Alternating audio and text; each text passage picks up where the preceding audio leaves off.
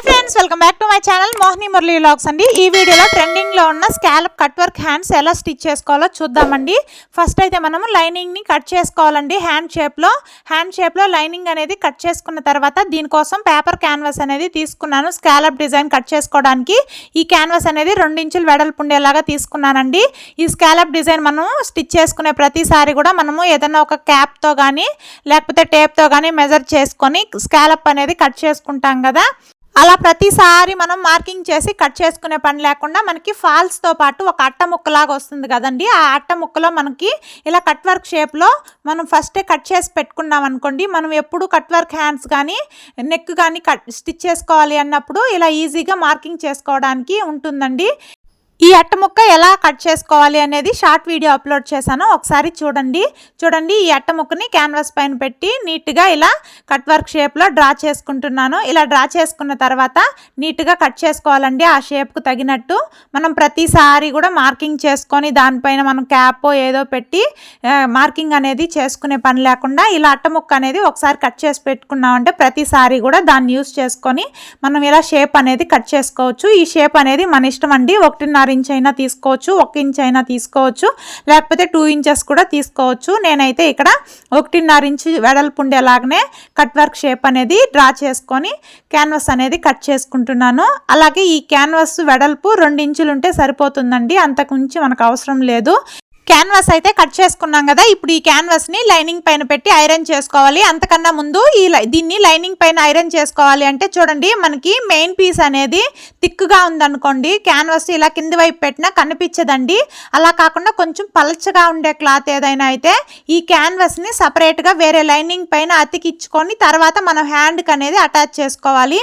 ఇప్పుడు మనకి కింద వైపు బార్డర్ ఉంది కాబట్టి క్యాన్వాస్ అనేది కనిపించదు, కాబట్టి నేను డైరెక్ట్గా లైనింగ్ పైనే దీన్ని ఐరన్ చేసుకుంటున్నాను. ఇలా ఐరన్ చేసుకునేటప్పుడు లైనింగ్కి రాంగ్ సైడ్ ఉంటుంది కదా, మనం హ్యాండ్స్ కతికి వేసుకున్నప్పుడు ఆ రాంగ్ సైడ్ వైపు క్యాన్వాస్కి షైనింగ్ ఉంటుంది కదా, ఆ షైనింగ్ అనేది కింది వైపుకి వచ్చేలాగా పెట్టుకొని స్టార్టింగ్ దగ్గర నుంచి ఒక 1/2 ఇంచ్ అనేది వదిలేయాలండి. ఎడ్జ్న మనం కుట్టు వేసుకోవడానికి ఖర్చు కోసం కావాలి కాబట్టి ఒక 1/2 ఇంచ్ క్లాత్ అనేది వదిలేసి క్యాన్వాస్ పెట్టి నీట్గా ఐరన్ చేసుకున్న తర్వాత ఇటు సైడ్ ఎడ్జ్న ఒక స్టిచ్ అనేది వేసుకోవాలి. మనం స్టిచ్ చేసుకున్న తర్వాత వాష్ చేసినప్పుడు ఊడిపోకుండా ఉండడానికి ఇప్పుడు main piece right side canvas పైకి వచ్చేలాగా లైనింగ్ని నీట్గా పెట్టుకొని ఎడ్జ్లో ఒక కుట్ట అనేది స్ట్రైట్గా వేసుకోవాలండి. లైనింగ్కి మెయిన్ పీస్కి కలిపి ఇలా స్టిచ్ చేసుకోవడం వల్ల మనము స్కాలప్ అనేది స్టిచ్ చేసేటప్పుడు అటు ఇటు కదలకుండా ఉంటుంది. ఇలా స్టిచ్ వేసుకున్న తర్వాత ఇప్పుడు క్యాన్వాస్ ఎడ్జ్న కుట్ట అనేది పడేలాగా నీట్గా ఆ కర్వ్స్కి తగ్గట్టు స్టిచ్ అనేది వేసుకుంటూ రావాలి. కరెక్ట్గా మనకి ఆ కట్ వర్క్ షేప్ తిరిగే ప్రతి చోట కూడా సూదిని కిందికి దింపి పాదాన్ని పైకి లిఫ్ట్ చేసుకుంటూ స్టిచ్ అనేది వేసుకుంటూ వచ్చినట్లయితే మనకి ఫినిషింగ్ అనేది నీట్గా వస్తుంది. అలా కాకుండా మనం సూది కిందకి దింపకుండా కుట్టినట్లయితే మనకు కట్ వర్క్ షేప్ అనేది కరెక్ట్గా రాదండి. ప్రతి దగ్గర కూడా సూదిని కిందికి దింపి పాదాన్ని పైకి లిఫ్ట్ చేసుకుంటూ చుట్టూ కుట్టుకుంటూ వచ్చిన తర్వాత ఎక్స్ట్రాగా ఉన్న క్లాత్ అనేది నీట్గా కట్ చేసుకోవాలి. ఆ షేప్కు తగినట్టు ఇలా నీట్గా కట్ చేసుకున్నట్లయితే మనకి బాగుంటుందండి ఫినిషింగు. ఇప్పుడు కట్స్ ఇచ్చుకోవాలి, ఆ షేప్ చుట్టూ కూడా కట్స్ ఇచ్చుకోవాలి. కరెక్ట్గా మనం స్టిచ్ ఎక్కడి వరకు వేసామో అక్కడ వరకు ఎడ్జ్ వరకు కూడా కట్స్ అనేది ఇచ్చుకోవాలి. కుట్ట అనేది కట్ అవ్వకుండా కట్స్ ఇచ్చుకోండి. ఇలా కట్స్ ఇచ్చుకున్న తర్వాత ఇలా నీట్గా ఓపెన్ చేసుకోవాలండి. ఆ షేప్స్ అంతా కూడా ఇలా నీట్గా వేలుతో జాగ్రత్తగా ఓపెన్ చేసుకోవాలి. ప్రతి షేప్ని కూడా ఇలా ఓపెన్ చేసుకున్న తర్వాత కార్నర్స్లో ఇలా 2 చేతులతో ఇలా అనుకున్నట్లయితే ఆ కార్నర్లో మనకి ముడత లాంటిది రాకుండా ఫినిషింగ్ అనేది నీట్గా ఉంటుంది. ఇలా ప్రతి దగ్గర కూడా నీట్గా అడ్జస్ట్ చేసుకున్న తర్వాత ఈ కట్ వర్క్ షేప్ చుట్టూ పైకుట్ అనేది వేసుకోవాలండి. చూడండి, ఇలా పైకుట్ అనేది కరెక్ట్గా షేప్ ఎడ్జ్న స్టిచ్ పడేలాగా వేసుకుంటూ రావాలి. ఇలా స్టిచ్ వేసుకునేటప్పుడు కూడా మనకి కట్ వర్క్ షేప్ తిరిగే ప్రతి చోట కూడా సూదిని కిందికి దింపి పాదాన్ని పైకి లిఫ్ట్ చేసుకుంటూ స్టిచ్ అనేది వేసుకోవాలండి. ముడతలు ఏవి రాకుండా ఉండాలి అంటే మనము ఈ కట్ వర్క్ షేప్ అనేది ఓపెన్ చేసుకునేటప్పుడే చేతులతో నీట్గా ఇలా తిప్పుకున్నట్టు చేసుకున్నట్లయితే షేప్ అనేది కరెక్ట్గా వస్తుంది.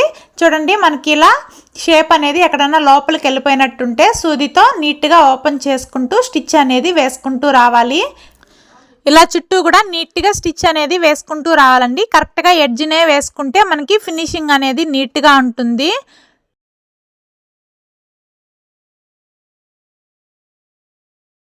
ఇలా చుట్టూ కూడా పైకుట్టు అనేది వేసుకున్న తర్వాత వెనక్కి తిప్పించి లైనింగ్ని మెయిన్ పీస్ని ముడతలు అనేది రాకుండా నీట్గా జాయిన్ చేసుకోవాలండి. ఇప్పుడు ఎక్స్ట్రాగా ఉన్న మెయిన్ పీస్ మొత్తం నీట్గా కట్ చేసుకోవాలి.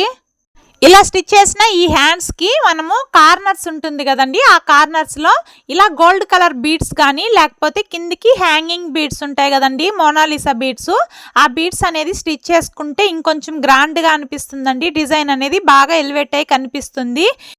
ఈ బ్లౌజ్కి నేను బ్యాక్ స్క్వేర్ నెక్ పెట్టి కట్ వర్క్ అనేది స్టిచ్ చేశాను. మనకి బ్లౌజ్ క్లాత్ అనేది సపరేట్గా ఉంటుంది కదండి, అక్కడైతే గోల్డ్ కలర్ బీడ్స్ అనేది బాగా కనిపించాయి. ఇక్కడ బార్డర్ పైన కాబట్టి మనకు అంతగా కనిపించడం లేదు.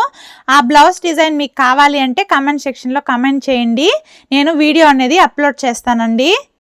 మీలో ఎవరన్నా మన ఛానల్ని కొత్తగా చూస్తున్నట్లయితే ప్లీజ్ ఛానల్ని సబ్స్క్రైబ్ చేసుకొని వీడియోకి లైక్ చేయండి ఫ్రెండ్స్. చాలామంది వీడియోస్ అయితే చూస్తున్నారు కానీ లైక్ చేయడం లేదు. ప్లీజ్ ఛానల్ని సబ్స్క్రైబ్ చేసుకొని వీడియోకి లైక్ చేయడం మాత్రం మర్చిపోకండి. ఫైనల్గా స్కాలప్ కట్ వర్క్ హ్యాండ్స్ అయితే స్టిచ్ చేసుకోవడం కంప్లీట్ అయిపోయింది. ఓకే ఫ్రెండ్స్, ఈ వీడియోలో ఏదైనా డౌట్ అనిపిస్తే కామెంట్ చేయండి, రిప్లై ఇస్తాను.